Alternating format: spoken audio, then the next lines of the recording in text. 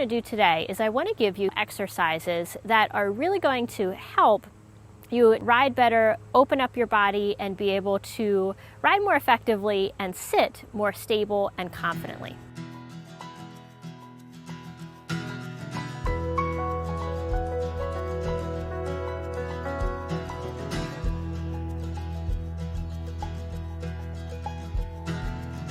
In this exercise, we're going to explore finding a neutral pelvis and spine.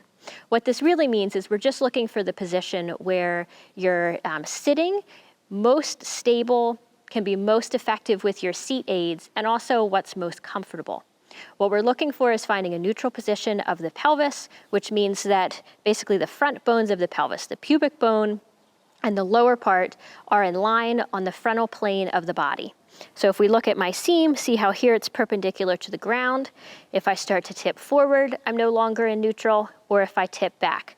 So we're looking for that place where your pelvis is level. From there, neutral spine means the natural curves of the spine, which natural curves is going to be a little different for everyone. This doesn't mean having a perfectly straight spine. This doesn't mean having some type of perfect degree of curvature. It means what's neutral for you, where are you most stable. What we're going to start with is tipping a little forward. So imagine taking the front of your pelvis. You can even put your hands here and you can kind of feel your hip points, which is the top of the pelvis. Remember, the hip joints are actually down here. Top of the pelvis, and tilt a little forward. As you tilt forward, notice what that does to your spine. You can put your hand on your lower back and feel how this lower part of your back becomes a little bit more hollow or a little bit more arched. Now we're going to do the opposite. Take the top of the pelvis back, and notice how this part of your back gets more round, and it gets more of a full feeling in the lower back when you have your hand here.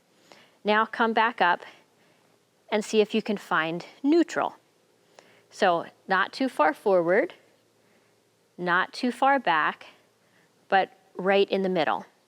For right now, don't worry too much about the posture in your upper body. Just focus on feeling your pelvis and feeling mostly in your lower back. So we're going to explore this now at walk. You can even do this moving up through the other gates as well, but just like making little movements and noticing what it feels like to come a little too far forward, to go a little too far back, and then where can you find neutral right in the middle.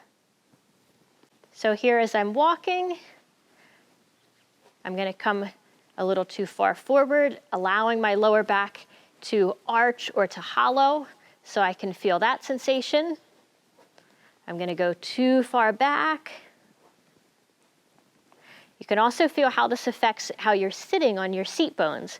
So when I start to go forward and arch or hollow my back, kind of feels like my seat bones are pointing out the back towards the back of the saddle. Now if I roll all the way back, now I feel like they're pointing out the front, and I'm sitting back on the rounder part of the pelvis. Now I'm going to come up and I'm going to look to find that spot where it's most comfortable, where my seat bones along the bottom of the pelvis are widest. And here I can find neutral. So we're going to do the same thing now at trot. I'm going to go ahead and go right up to a posting trot. You can also do this at a sitting trot.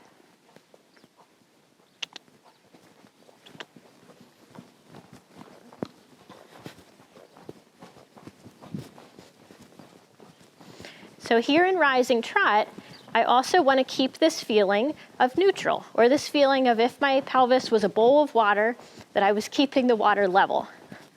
If I start to hollow my back and bring the front of the pelvis or the top of the pelvis forward, now the water's spilling out the front. If I over round, now it's spilling out the back. This is often what people will go into if they think about trying to do a pelvic tuck. But instead, I want to find this place of neutral, imagining my bowl of water, staying stable, keeping the water level, even as I'm here rising the trot.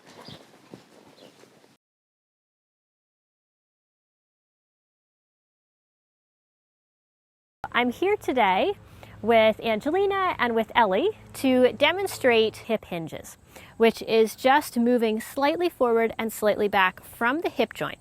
The benefit of this exercise is it really helps to clarify movement from the hip joint.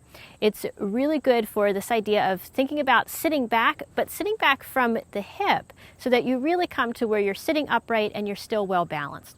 If we think about from a lean forward position, sitting back by just trying to pull the shoulders back, it actually can put us in a more unstable posture. So this is a really great exercise if you have that tendency of leaning forward, but it's also great to improve jumping position, to improve any time that you need to come forward, and really all of our riding, because it helps to clarify that movement at the hip joint.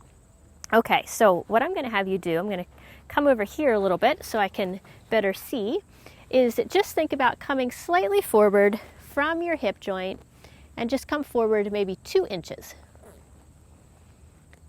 Good, and then come back up to upright, and then slightly forward, and back to upright. Okay, so we're going to do 2 little things just to help make this even a more clear movement. The first, go ahead and put both your reins in your right hand, and then just put that rein, or that hand, with your knuckles against the neck. Yep. And now with this hand, I want you to just take the pinky edge of your hand and put it right in the crease there of your pants. Yep. So you're going to think about folding forward over that crease, and imagine if everything basically from your hand up stays just the same and you just can fold over that hand really slightly and go back. Good. And that was really good. This time you came back just to upright and you didn't come any further back. That was perfect.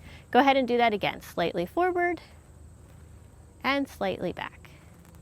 Good. So you can see this is a really little movement, and that's the whole point of it. Go ahead and go down even farther. Just kind of keep going down. See, as she starts to go down, there eventually finds a point where the upper body has to start rounding, and you feel where your weight starts to shift forward. The visualization I like to use is, if Ellie was to disappear, where would you land? Yeah.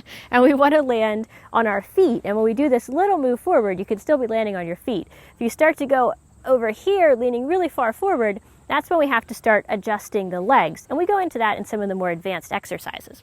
Okay, so let's go ahead and ride your 20-meter circle. And as you're riding the circle, just go back and forth between a little forward and then back, just like we were doing in the hip hinges standing here.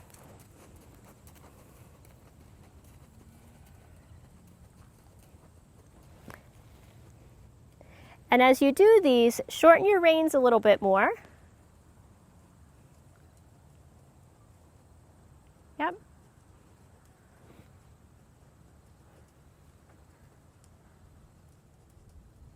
Good.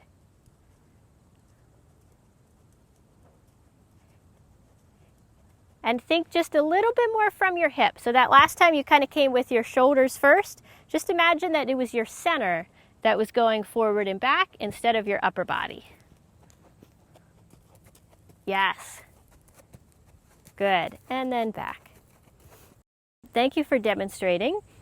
So Angelita and Ellie did a great job of demonstrating the exercises. So in Stay in the Saddle, in this book, there are 67 exercises, but there's hundreds of combinations to create different training programs to plan your ride, because every ride that we do does count. We want to make every one count. We want to learn and improve each time that we go out, and really bring purpose to your practice instead of just riding around aimlessly. And this is so much more than a book, because in here there's a link to a video and a full video program that comes with this, so that you can see, just like we did here, a little demonstration and some troubleshooting for each one of the exercises. There's a link down below where you can learn more about the book, get the details, and get a copy of the book and everything that comes with it for yourself. So thank you so much for watching, and as always, enjoy the ride. We'll see you next time.